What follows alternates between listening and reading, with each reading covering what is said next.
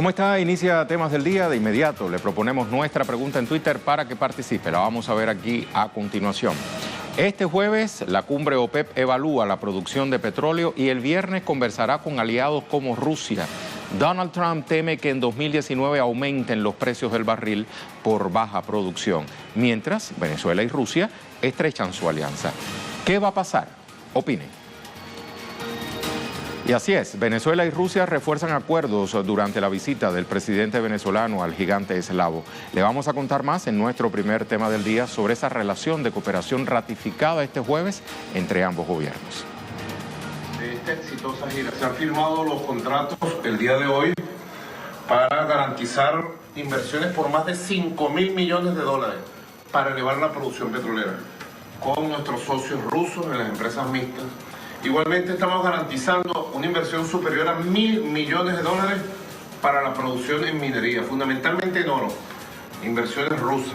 También hemos firmado el contrato para garantizar todo el trigo, 600.000 toneladas de trigo para el pan del pueblo venezolano, ya garantizado 2019 y más allá.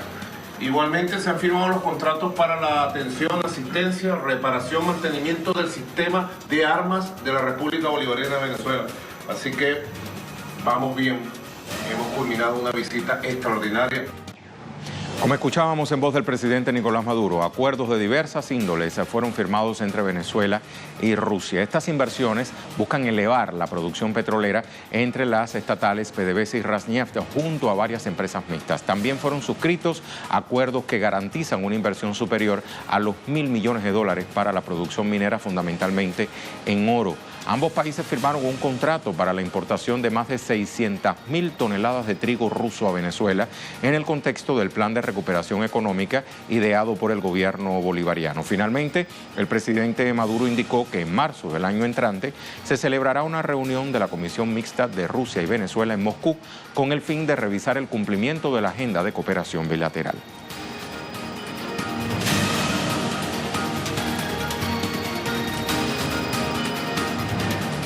Pero recordemos que este capítulo es la continuidad de las acciones de cooperación entre Venezuela y Rusia. Revisamos los datos. En materia energética se estrechan lazos desde 2005 para la exploración y explotación de crudo entre la petrolera rusa Gazprom y la venezolana PDVSA. Durante el periodo 2006-2008 se creó el programa de cooperación cultural entre ambos países.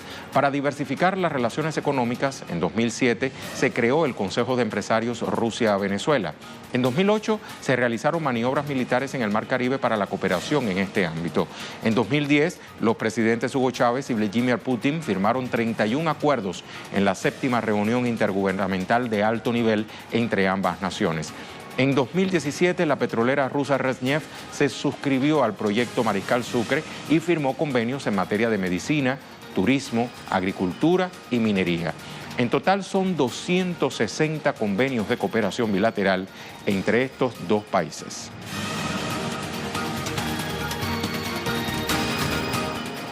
Hansel Oro desde Moscú nos hace el balance informativo de esta jornada. Saludos, Hansel. Adelante. Sí, hola, un saludo para ti y para toda nuestra teleaudiencia. Así es. Durante esta jornada, Rusia y Venezuela firmaron importantes acuerdos que constatan el desarrollo y crecimiento de las relaciones bilaterales entre estos países. En cuanto al área energética, se firmaban acuerdos valorados en 5.000 millones de dólares, en el campo de la minería valorados en 1.000 millones de dólares, y también en el caso agroindustrial, que se acordaba de la renovación de un acuerdo para el año 2019 de suministro por parte de Rusia a Venezuela de 600.000 toneladas de trigo panadero. Estas informaciones también han sido destacadas por el propio presidente venezolano Nicolás Maduro, sobre todo también hablando de la creación de un sistema monetario internacional y también de la creación, por supuesto, de un mundo multipolar donde esté precisamente Rusia como actor fundamental y otros países de la región latinoamericana, sobre todo también abogando por ese respeto a la autodeterminación de los pueblos y también la búsqueda de las diferentes economías a abrirse paso en el mundo a partir de que las sanciones de los Estados Unidos también han resquebrajado la moneda del dólar como reserva internacional. Por otra parte, explicar de que el presidente ruso Vladimir Putin el día de ayer en ese encuentro que sostuvo con el presidente venezolano destacaba específicamente rechazar todas estas presiones externas que ejercen países como es el caso de los Estados Unidos con las sanciones, y también rechazaba el hecho de que se use la fuerza o actos terroristas para intentar cambiar la situación venezolana. Y por otra parte, daba efectivo el apoyo que el presidente venezolano ha buscado el diálogo político con la oposición de esa nación latinoamericana. Por otra parte, recalcar de que ambos países avanzan en el año 2019 con la comisión intergubernamental que debe ser para marzo del próximo año, con el objetivo de revisar la agenda bilateral y la firma de nuevos acuerdos entre estas dos naciones. Hasta acá la información. Adelante. Muchísimas gracias, Hansel. Y en este contexto, el pueblo venezolano también se moviliza este jueves para conmemorar 20 años del primer triunfo electoral del líder de la Revolución Bolivariana, Hugo Chávez. Vamos a ver más sobre esta conmemoración a continuación en nuestro programa Temas del Día. La marcha fue convocada por el Partido Socialista Unido de Venezuela, el PSUV, junto a la coalición de partidos aglutinados en el Frente de la Patria, y recorrió las calles de Caracas. Recordemos que Chávez obtuvo la presidencia por vez primera con el 56,2% de los votos, superó a sus contrincantes más cercanos de aquel entonces. Tras su llegada al Palacio de Miraflores, Chávez concretó diversas políticas de inclusión en beneficio de los más pobres, lo cual redujo la desigualdad social en el país.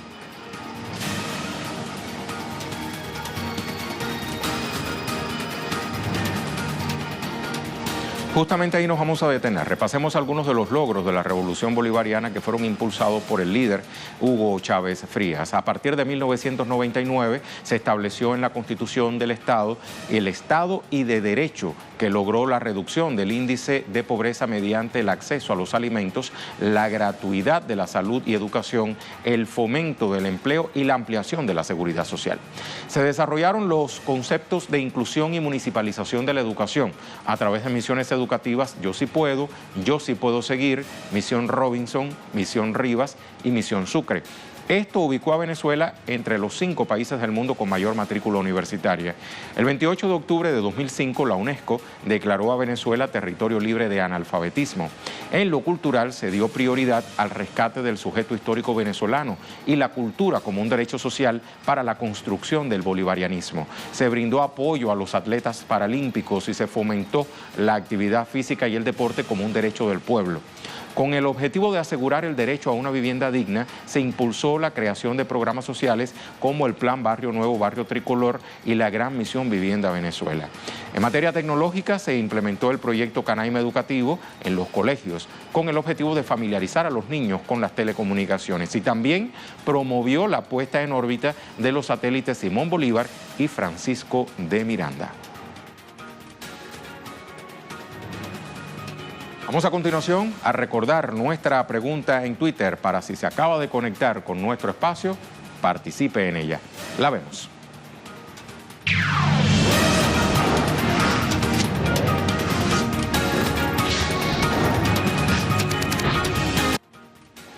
Ahí está la pregunta en Twitter. Este jueves, la cumbre de la OPEC evalúa la producción de petróleo y el viernes conversará con aliados como Rusia. Donald Trump teme que en 2019 aumenten los precios del barril por baja producción, mientras Venezuela y Rusia estrechan su alianza. ¿Qué va a pasar? Opine.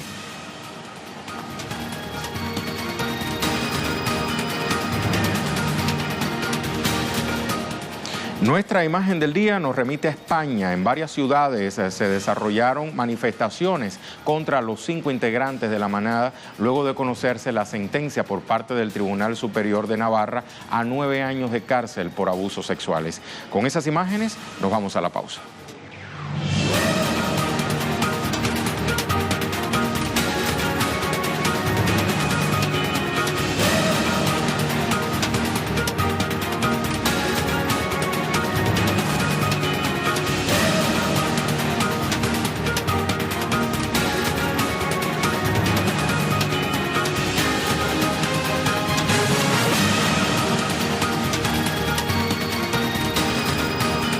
Estamos de regreso. Estudiantes en Colombia salen nuevamente a las calles para reclamar mejores garantías para las universidades públicas de ese país. ¿Cómo se desarrolla la convocatoria de la educación, en este caso los estudiantes en Colombia? Vamos a saber más a través de nuestro segundo tema del día. La lucha, a luchar. A casi 2 meses del comienzo del paro, el movimiento estudiantil colombiano convocó otra movilización para este jueves. Por 10ª vez, desde la asunción del presidente Iván Duque, salen a las calles junto a otros sectores para exigir más recursos para la educación. Luego de casi 60 días de negociaciones entre los representantes de las universidades públicas y privadas, profesores y delegados del Ministerio de Educación, aún no se llega a un acuerdo definitivo sobre el aumento presupuestario.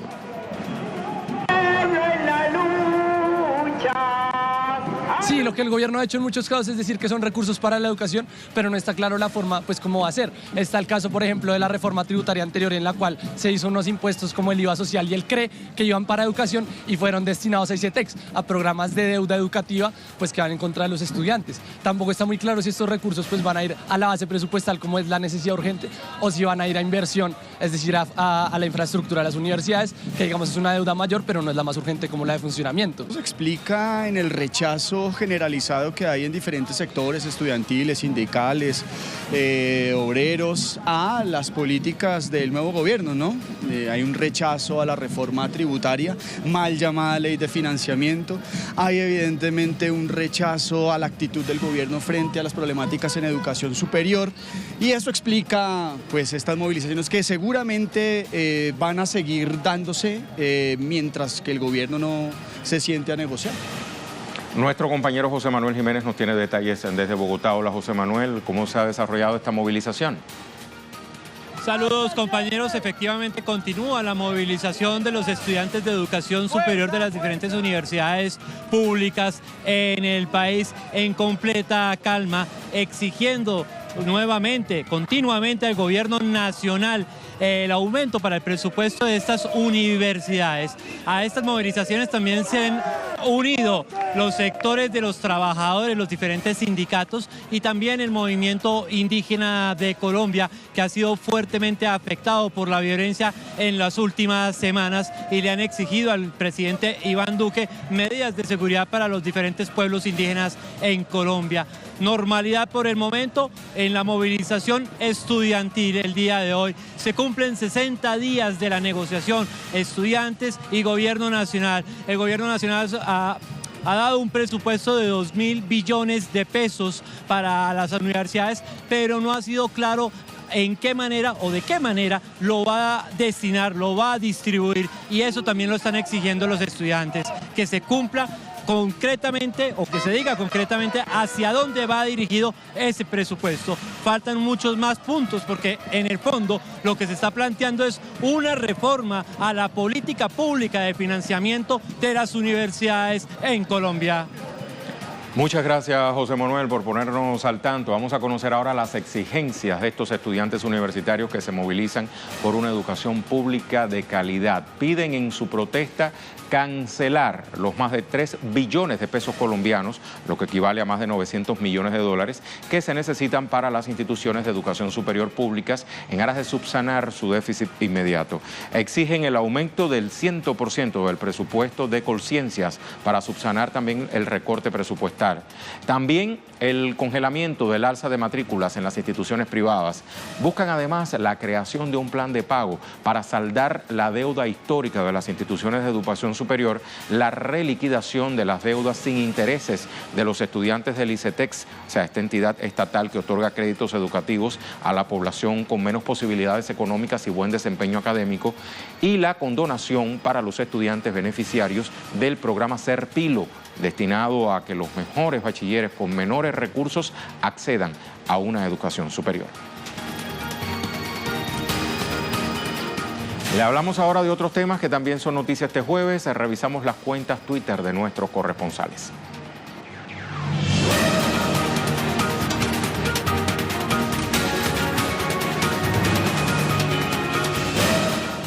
Iniciamos con Edgardo Esteban. Frente a la crisis que atraviesan las pequeñas y medianas empresas, empresarios marcharon hacia el Parlamento a fin de visibilizar sus reclamos. Bajo la consigna "Ni una pyme menos", o sea, pequeña y mediana empresa, exigen a los legisladores que no convaliden con su voto el creciente retroceso del sector.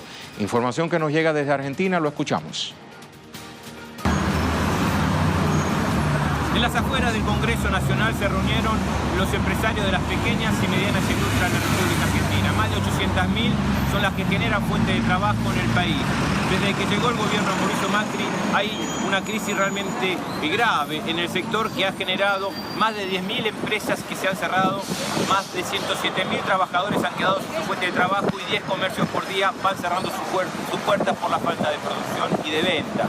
Desde esa perspectiva, los empresarios les exigen a los legisladores nacionales leyes para buscar paliativos, para darle algún tipo de alternativa, de salida a esta crisis que en muchos casos es terminal y que marcan una perspectiva, mirando hacia el futuro, de mayores dificultades a partir de las políticas y los anuncios que ya ha anticipado el propio gobierno de Mauricio Macri. Muchas gracias, Edgardo. Aquí tenemos a Denise Herrera. El presidente Lenín Moreno envió una terna de ciudadanos a la vicepresidencia de Ecuador, vinculados a sectores de la radiodifusión social y educativo. En un plazo de 15 días, la Asamblea Nacional tiene que conocer y aprobar uno de los nombres. Vemos ahora este tuit de Yuli Torres.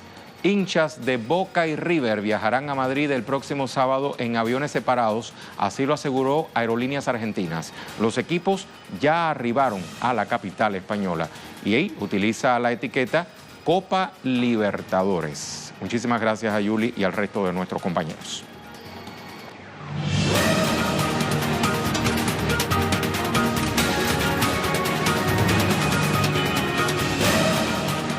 Entramos en nuestro tema en desarrollo. Cientos de migrantes centroamericanos continúan en la ciudad de Tijuana desafiando las condiciones meteorológicas y en espera de una respuesta por parte del gobierno estadounidense.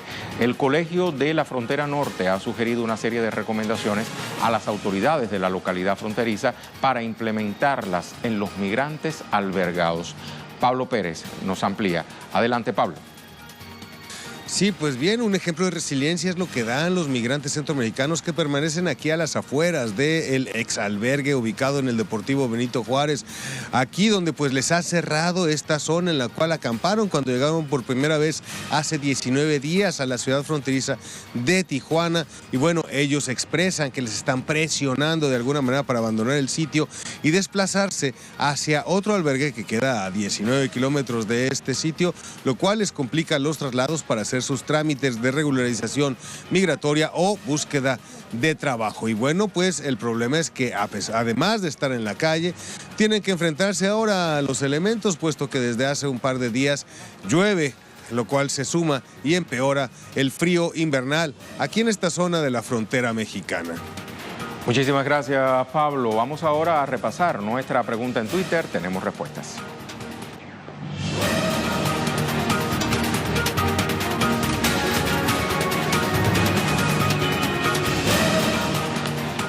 Antes repasamos la pregunta. Este jueves la cumbre OPEP evalúa la producción del petróleo y el viernes conversará con aliados como Rusia.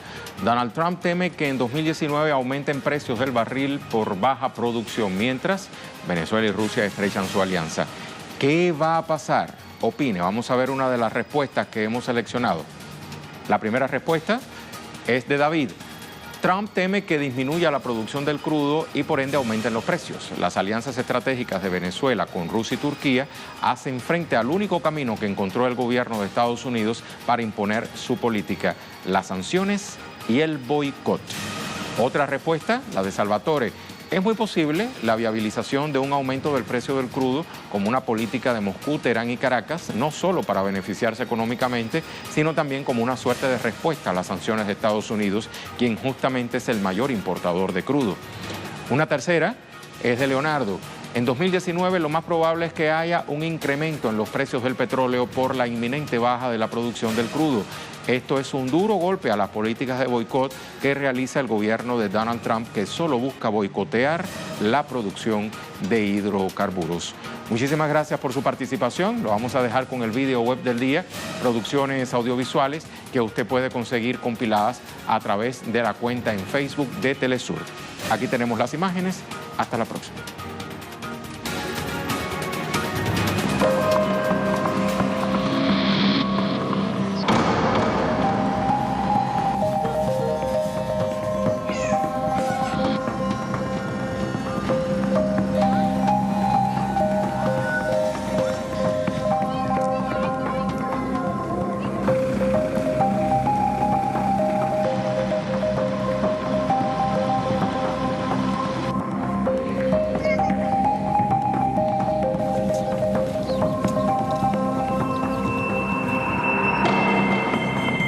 هدف القرية هو بناء يعني حياة حرة للمرأة في تدير حالة، في تدير المجتمع كمان، يعني المجتمع بيته وأهله والقرية وبرات القرية كمان.